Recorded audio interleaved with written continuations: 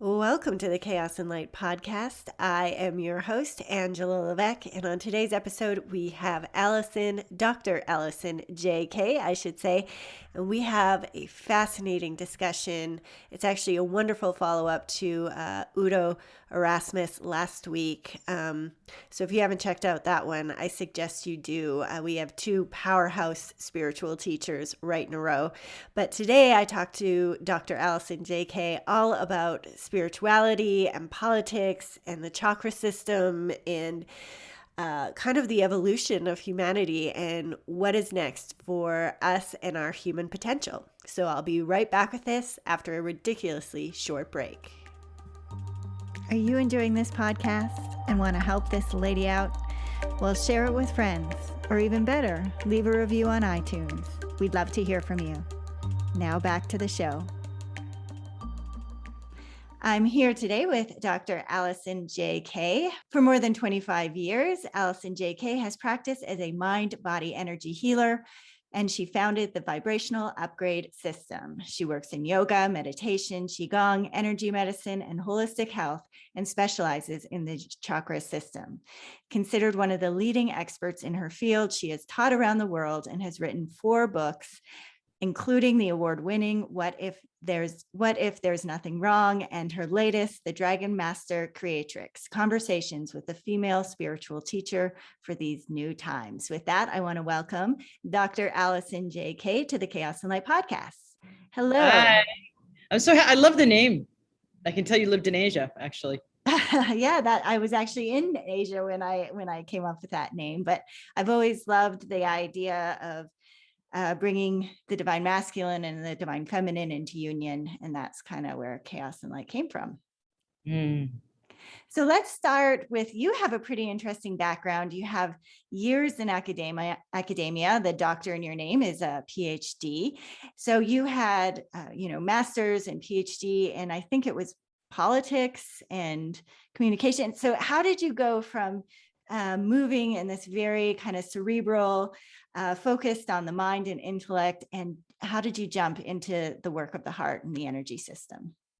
So that's an interesting framing you do, Angela. I have never really been focused on the intellect, although the academics could speak to that. So I was a psych major my first year in my bachelor's, for the first 3 semesters, actually, more than a year. Because my mom had said, like around age 13-ish, Alison, you're really good with people. Think about being a psychologist. And I just went for it. And 3rd semester in, I'm like, what are you teaching me, man? This is not helpful to answer the question of like how to be the happiest, most thriving versions of us. I don't want to, this is not helping. So I switched. Mass communications was the second major. Third one was politics. It's called social thought, political economy. And the last one was actually English lit, which was a combination of sociology, psychology, right? And sociology, psychology, and kind of like conditioning was a studying how. I remember an Indian professor of mine talking about the time slots for commercials and how they targeted, like during soap operas daytime, women with soap, dish soap. And it just, when that came across my radar, my mind was never the same. I was never the same in realizing what creates our conditioning. So I left my bachelor's, went to the West Coast, San Francisco, to go for my master's in creative writing, wrote the stories instead of taking GREs, and waited to hear from them, and ended up synchronistically getting a job in politics. It just was such a yes. So I was organizing to get people elected to state and federal Congress who would write laws to protect the environment. I really hit my stride, so much so that threw me into really intense campaigns. So I learned to meditate as a way to deal with the stress. And that was so natural. I was already also, by the way, like in college, I had taken yoga as my first semester's elective. Where I went to college, the first book on mindfulness written by an American came out of one of the professors there. There was a hidden Buddhist pagoda that I never knew was there until my junior year, that I used to then go to. In San Francisco, when I moved there, I would always go to the Chinatown. I bought a book on the I Ching. I was learning how to interpret the I Ching at like 19. And then I was also doing medicine wheel work with Native Americans. So I always had this, from that psych major experience of you're only teaching me about the hardwiring of the brain. You're busy attempting to prove yourselves as a hard science. Where's the rest of existence? Where's like the holistic model, the mind, body, and spirit? I've been looking. And it's not been to heal anything. It's been genuinely, how do we have the happiest, most thriving time in this body on planet Earth while we're here? You know? Yeah, the master's in politics came after my career in politics. When the campaign season was done, after a year and a half for the 92 election season, I went overseas. This was my second time backpacking, traveling around, living in places for like a month at a time, like a Greek island, and then Israel, and was all through England, et cetera. I had already lived in Venezuela during my high school as an exchange student. So I came back to the States after 6 months and went for my master's in protecting the environment through some kind of organization, whether it's public or nonprofit. And when I got out, I was not seeing doors open for that. It was too hard. I felt like I was pushing. And I said, okay, so what? And I got that the system wasn't ready, the marketplace, the consumers, to let go of fossil fuel in the early 90s. And so I asked, okay, so how do we get this change? And I heard one consciousness at a time. So I relied on my bachelor's, went into the classroom and began, as I was graduating my master's, took my first energy medicine, which was Usui Reiki. I'm only 6 removed from the founder. It's a beautifully traditional lineage. And then began doing, so I was teaching in the classroom and then began doing energy medicine and holistic health and wellness sessions on the side, because I was studying herbalism and wasn't yet certified as a personal trainer with fitness nutrition. And it was just in tonic herbalism. That was all just beginning. So fast forward 2.5 years, and I wasn't having as much fun with the classroom teaching. I was having fun. I was teaching Qigong and meditation in a club to middle schoolers, but around that, I was like, I'm in a cage for 20, 30 years. I can't handle this. This doesn't feel, and then all the adventure that I was used to, and then money, it wasn't enough. So I found out about the international school system. I got a bunch of offers and went to Asia, knowing it was the seat of energy, understanding subtle energy. And so I went there for 10 years and studied consciousness, subtle energy, meditation, yoga, chanting, toning, became a yoga teacher from being in India. I went there intentionally to get that certification, and came back with the mission. If people in the West knew to work with consciousness in the subtle energy system, man, there'd be so much less suffering. And the second, to professionalize the field of energy medicine, not calling it energy work, not sending energy to people who are in resistance and don't want it, not throwing it at people because you're excited about it, but it's a profession based on a 5,000-year-old science. That's my second.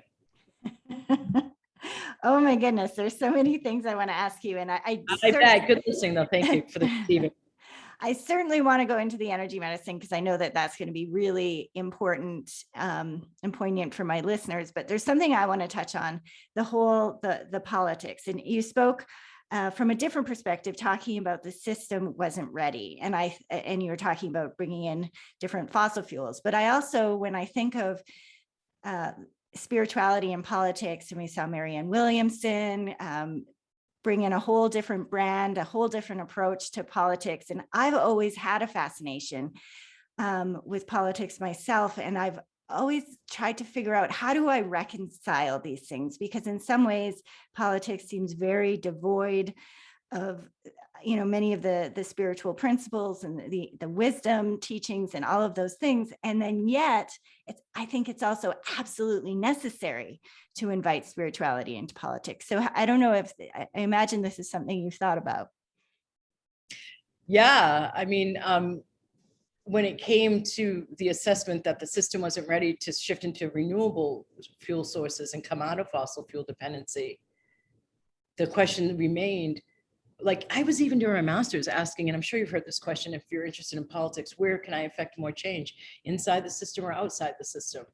So I was looking at, like, not governmental NGOs or governmental EPA, local or federal, and then also nonprofits kind of outside the system, right? So when I asked the question about, okay, so what can we do now? It was about consciousness. And so my understanding, framed from what I did as a bachelor's, it seems like with those different majors that I specifically took time to list, and thank you again for your receiving, because that was quite a dump. The perspective I've always had, and people come to me I think in part who work with me because of this. It's very big picture and very focused on the collective while working with one person in their life and their choices and their desires and their blocks at a time, and understanding the 100th monkey theory and understanding how it's a hologram, and that as you shift in your consciousness, it has the ripple effect to others, especially when it's a heart opening, that upliftment, how that penetrates like 100,000 other hearts during these awakening times now with the vibrational backdrop that we live in now. So it's all interconnected. What you're asking specifically is, that's my approach. I don't feel like thinking of them, and I understand why you're asking it, dualistically or like even combatively, like the way it seems they're just completely, far apart and separate. One consciousness at a time shifting hits a threshold, and then it becomes mass consciousness. So then what ends up in politics is from that pool. And it is gradually shifting. You can see it with some of the last two elections, freshmen into Congress, federal level.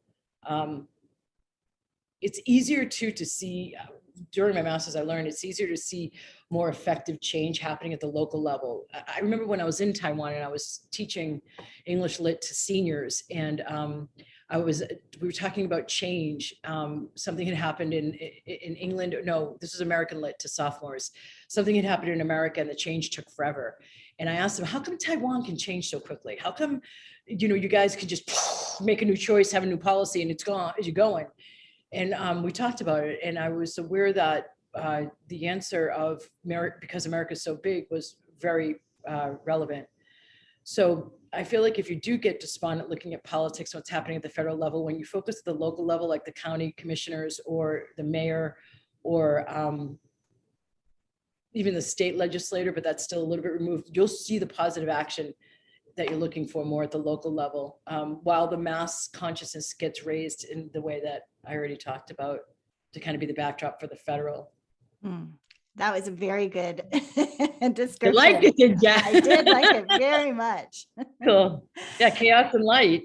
Yeah, exactly.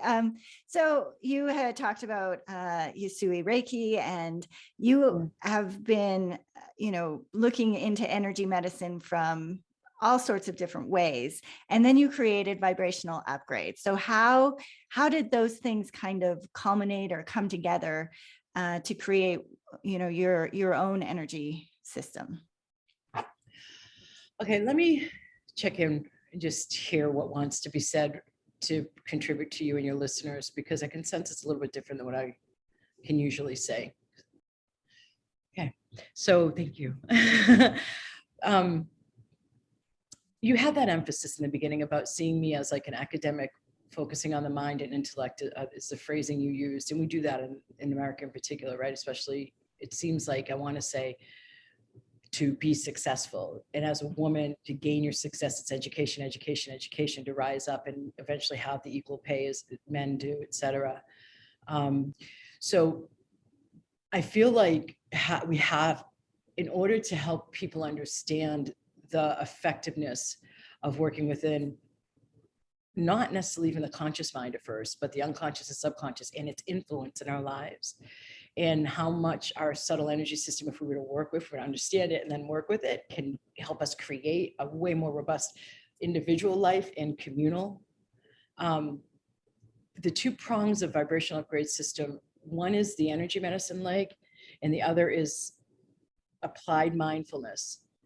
So when I say applied mindfulness, I don't mean like when you're eating an apple, being present and appreciating the apple.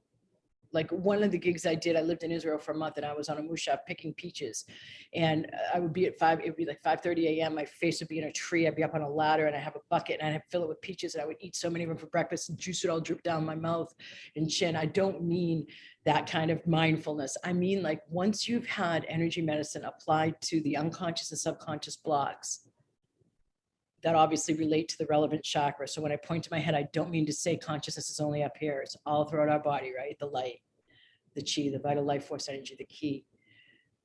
By clearing out blockages. Now remember, I'm a personal trainer and I have certification in permanent behavioral change. I'm not going to for just being able to feel lighter. I'm going for using this as a way to change and elevate one's life permanently on a new trajectory with much higher vibrations and a much more purified light consciousness.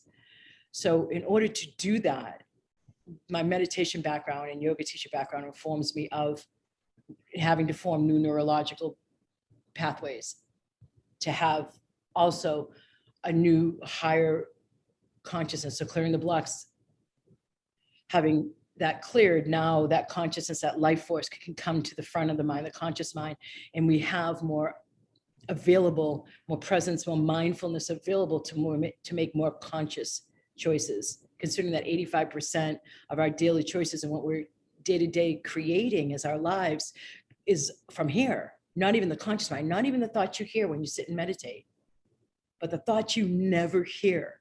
85% of our lives are created from there. I think it's more like 95% from what I've seen for the decades of doing this work.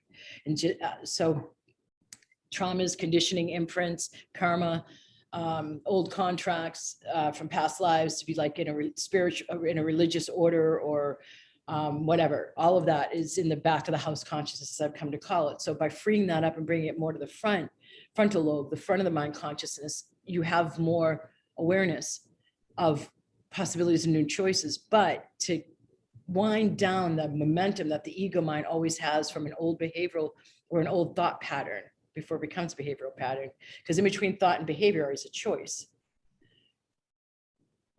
I see that even after somebody has energy medicine applied to a block at the unconscious or subconscious level, or even conscious sometimes, I need to still do something to help redirect and create a new neurological pathway. And so that's the applied mindfulness part. So the energy medicine, I have background in 5 different modalities. And the applied mindfulness, more the meditation prong. So it's energy medicine and the meditation yoga background combined together to be the Vibrational UPgrade system. Does that answer your question? Yes. And so when you say that you work specifically with the chakras, like I've been saying for several years now, that the chakras are sort of a framework for our personal evolution, and that we can look at them and such. And I think from what I've gathered from you, I think there's ways that you would agree and expand, but also a different way that you would look at that. So what is unique about the way that you see the chakras?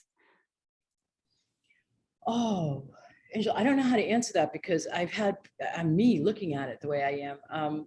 I've had various interviewers throughout the years say that to me. That's why it's in the bio. But I feel like when they've reacted that way and given that feedback, it's because I'm applying it in such a mundane, everyday way. I'm talking about the throat chakra and for example, beyond the first level of how it's about you feel heard, you perceive you're heard, you don't tell little white lies, you have an easier time speaking up for yourself, speaking truth. Beyond all the communication stuff, I find that this second level is even more important nowadays, and as we create the new paradigm, choice. So when somebody's neck is tight or when somebody's thyroid is off, looking to the energetic, whether the chi is flowing or blocked. If a chakra is the intersection of the mind, body, and spirit, and the 2 main communication systems are endocrine, because every chakra covers a major endocrine gland, in our central nervous system. And if my, for example, hands and wrists and arms relate to my heart chakra, so if a chakra governs a part of the body, it's not just about enlightenment. Every single yoga pose that most yoga studios are focusing on is centered around opening a chakra. That's why you leave yoga class feeling so good, because you're working with opening the energy, turning the wheel, getting it to turmoil, clearing. You're not really clearing in yoga class, but you are possibly having more life force flow through. So my approach is different, because it's like if somebody comes to me with a physical issue, I almost automatically get the relevant blockage and in which chakra. And so when somebody comes to me with a mental emotional block, it's the same. Spiritual takes a little bit more tuning in, but it's really a way to manage and handle and field an entire person, and all in these times, as we are meant to be completing the old. That means individually and collectively. As I field somebody with all of that, this feels like the most, that could be really unwieldy. Like our Western medical system doesn't, right? It goes with the physical. Mm-hmm. To deal with somebody's mind, body, and spirit in their past, that's very unwieldy. So going through the chakra column, I think that response is one of the ways. Does it help for you to see how I approach it differently? Yes, it does, actually. So if I were to kind of summarize, you said that it's kind of a very practical approach, but I would say it's very integrated, right? That you appreciate the chakra is in its sense, you're able to look at, if there's an ailment in the shoulders and the arms and whatever, and you can see how that relates to the endocrine system. You can see how that relates to choice. You can see how it relates to communication. There's all these different layers that are somewhat represented in, is that clear or no?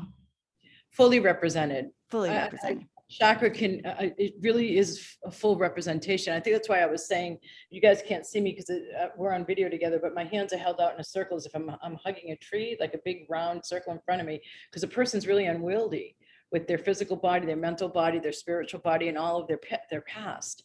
So to be able to wrap my hands around, wrap my arms around, wrap my brain around how to support a person, it feels like this is the only way to holistically address whatever it is that has been and that wants to be transmuted so it can become something new and different.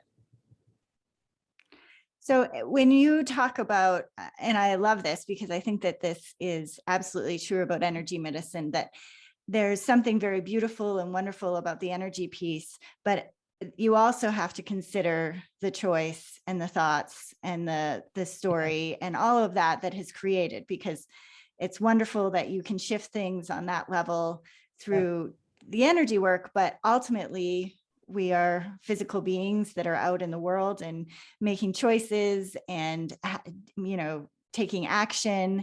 And that piece is incredibly important too. And I think that sometimes that gets missed in just the doing the energy work. Yes, I completely agree. We got frozen there for a moment because it seems like,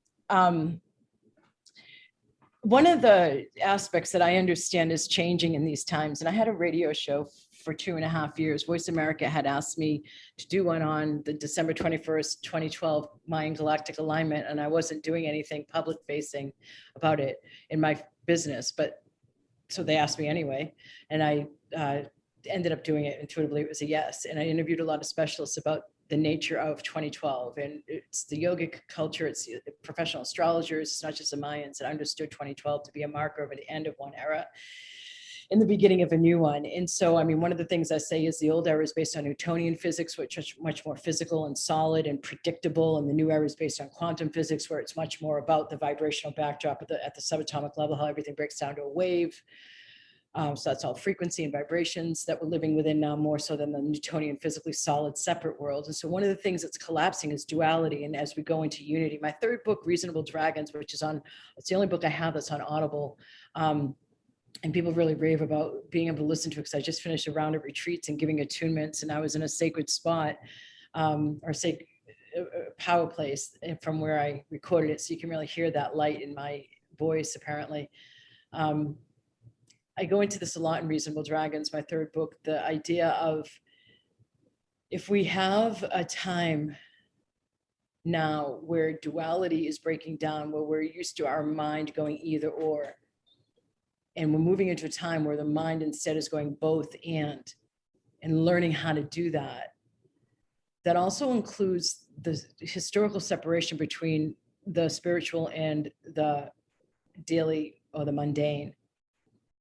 So I find that this is one way to really bridge that.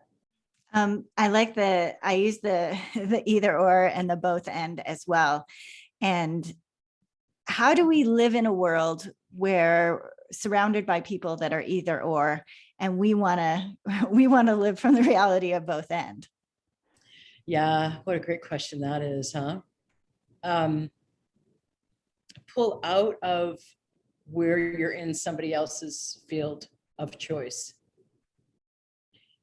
Do what it is needed to become self-contained, inner directed.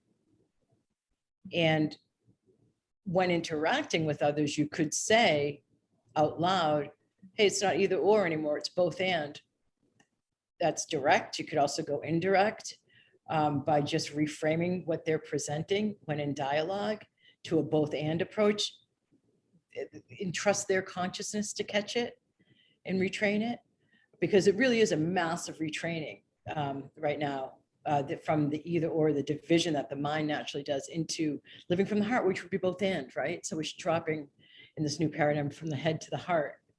I feel like the attachment that people have to what other people are doing could be, and it is daily, so much of the time when people come into my 3-month signature program, Magic, Manifestation, and Money Flow, first 4 weeks at least, they're talking about how they have to field other people's negative energy, how much they're dealing with around them from the other people, and they don't like it. And by like week 4 to 6-ish, they're starting to say, I'm watching people respond differently to me. I mean, they say that like even in the second week, people are kinder to me, people are more generous and helpful because their field is changing.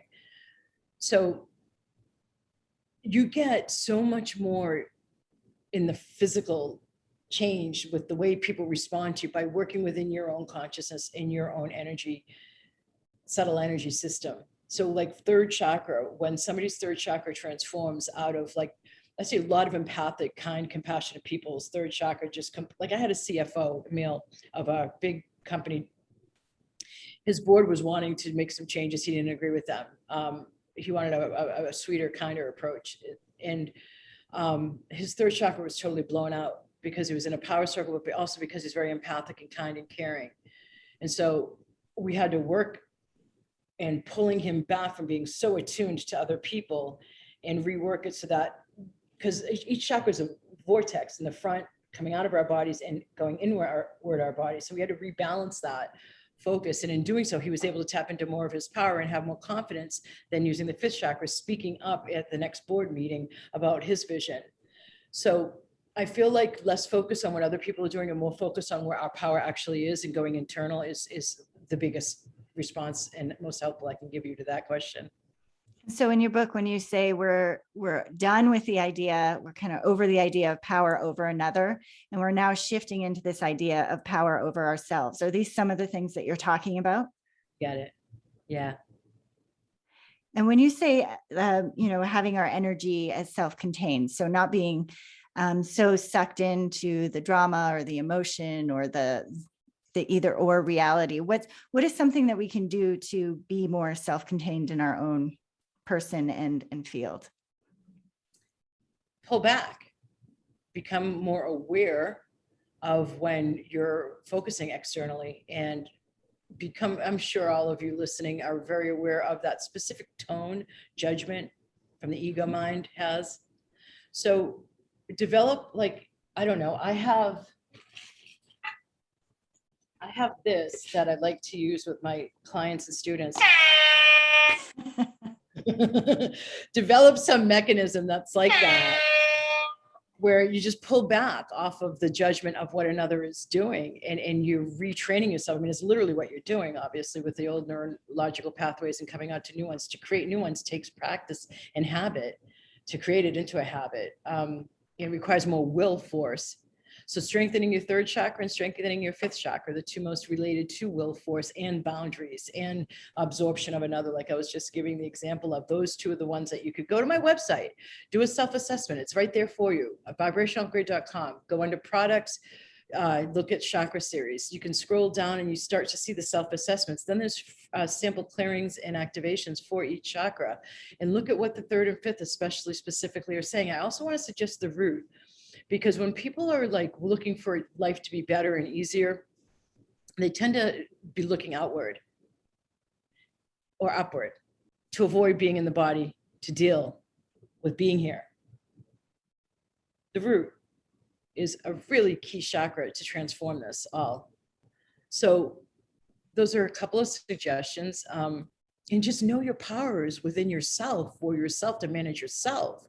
You know what it's like to be in conflict and fighting or power struggle with somebody else, trying, is that word, trying to get them to change a behavior. That's not fun. So when you change yourself and you change your triggers, that will help, but also accept that you could evolve to a certain point where whatever the struggle is, the power struggle between you two, maybe you could evolve to a point beyond needing that.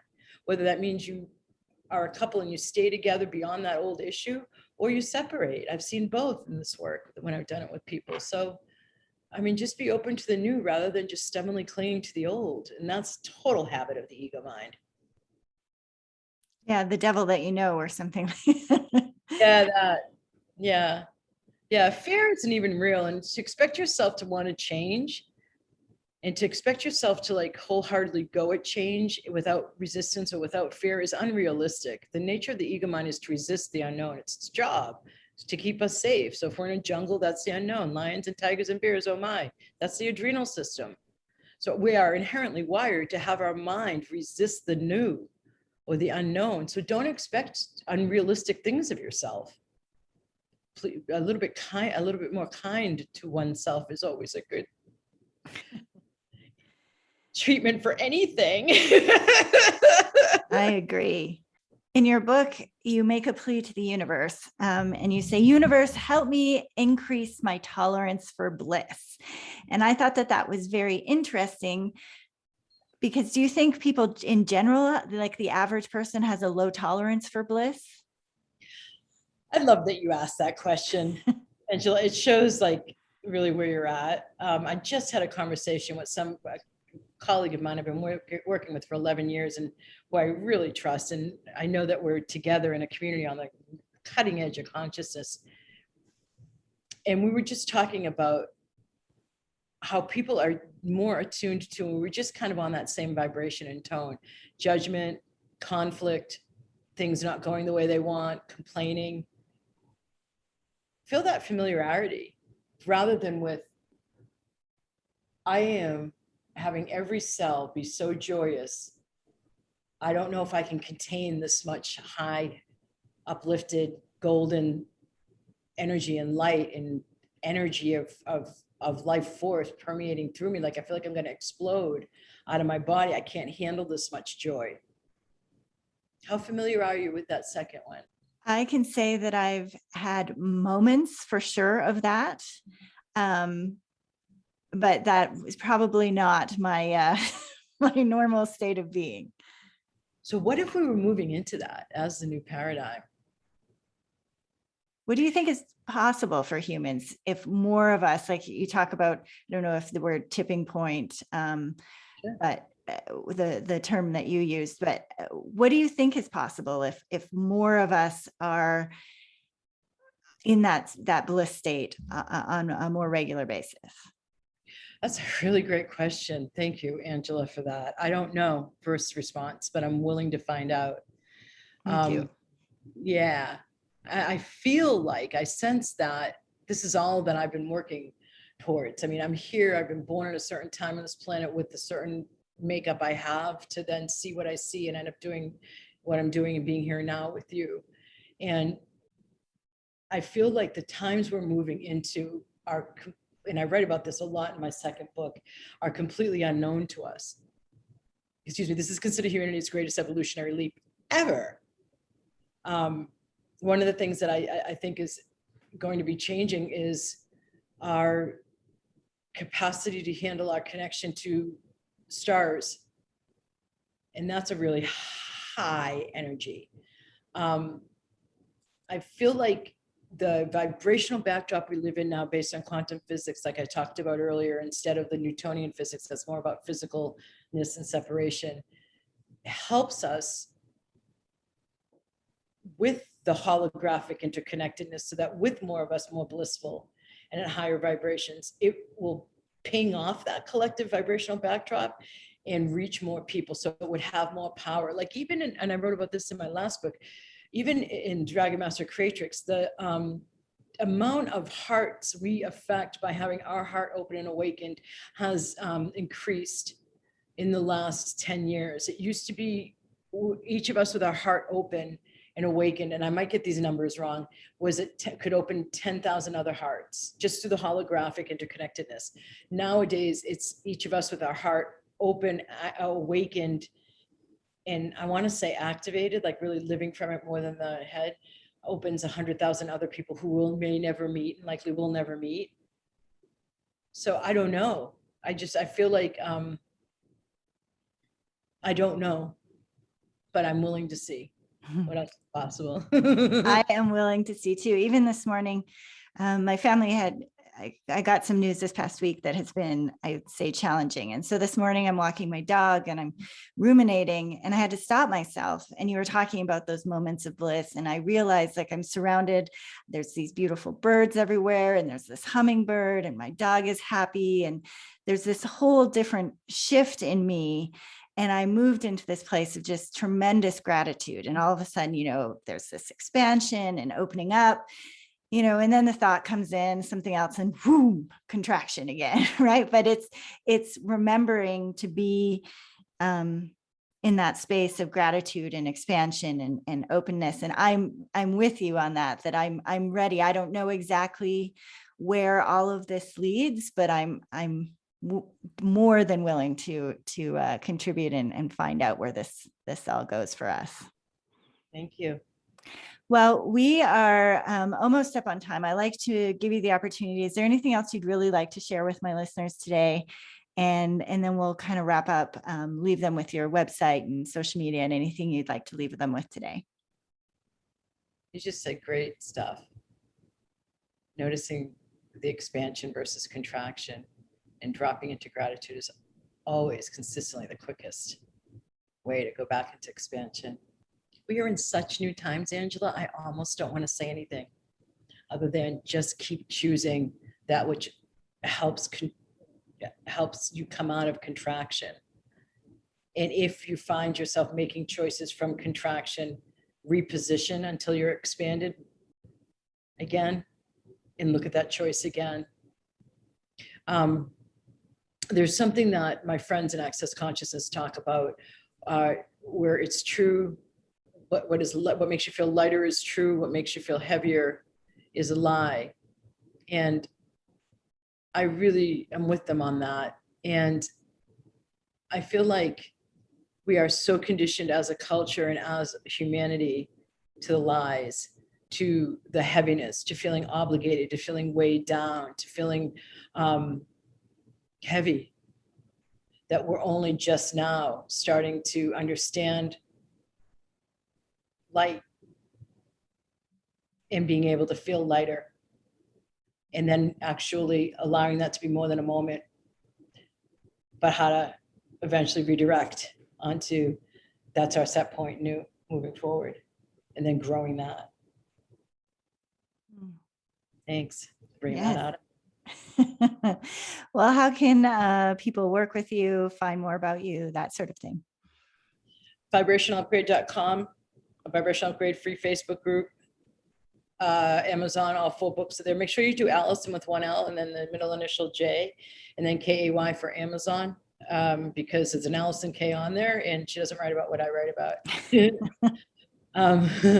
And then we have so much going on. If you go to the Chakra series, like I said, that's always a really great place to start, especially for you if you're listening to this beloved Light and Chaos podcast. Did I say that right? Did I get it? Chaos and Light.